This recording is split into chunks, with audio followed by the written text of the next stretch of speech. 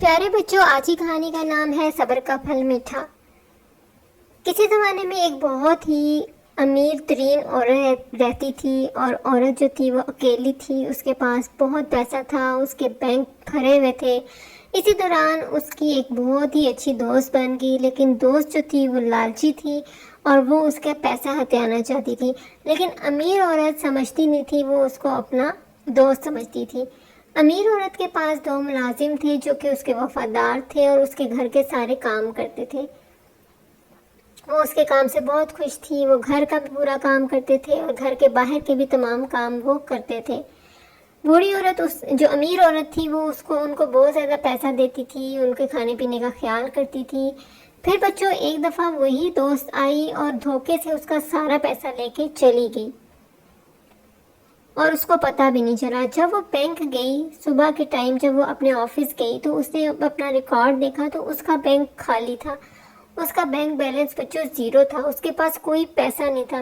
یہ تو صدمہ دیکھ کے وہ جو ہے بیمار ہو گئی، وہ اتنا روئی گھر آ کے، اتنی پریشان ہوئی کیونکہ وہ اکیلی تھی، وہ کسی سے بتا بھی نہیں سکتی تھی، نہ اس کے پاس کوئی ایسا ثبوت تھا کہ وہ اس کو پکڑوا سکتی۔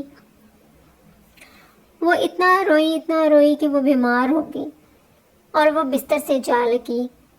کچھ دن بیمار رہنے کے بعد اس نے اپنے ملازموں کو بلایا۔ اس نے کہا کہ میرے پاس تو اب کچھ نہیں رہا، تو تم لوگ اب مجھے چھوڑ کے جا سکتے ہو۔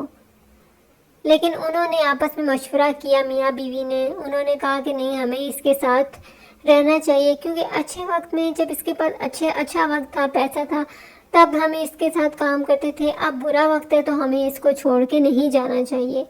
اور وہ صبر اور شکر کے ساتھ، بغیر معاوضے کے، بغیر تنخواہ کے کئی مہینے اس کے ساتھ کام کرتے رہے۔ وہ نہ صرف اپنا خیال کرتے بلکہ وہ اس امیر عورت کا بھی خیال کرتے تھے۔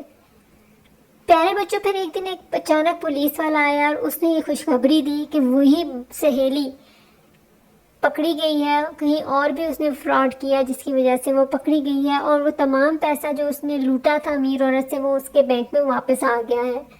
یہ خوشی خبر سنتے ہی امیر عورت بہت خوش ہوئی۔ وہ جب تک سنبھل چکی تھی، اپنی اتنی زیادہ دولت پا کے وہ بہت خوش ہوئی۔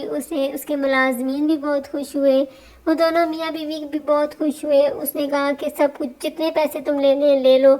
انہوں نے اس کو خوب سارے پیسے دیے اور وہ بھی ابھی بھی ان کے ساتھ کام کر رہے ہیں، اور خوشی خوشی وہ اس امیر عورت کے ساتھ گھر کے ایک فرد کی طرح رہ رہے ہیں۔ اب امیر عورت نے ان کو ملازموں کا درجہ ہٹا کے اپنا بھائی اور بہن بنا لیا ہے۔ دیکھو بچوں، صبر کے ساتھ آپ جڑے رہیں تو یقیناً اس کا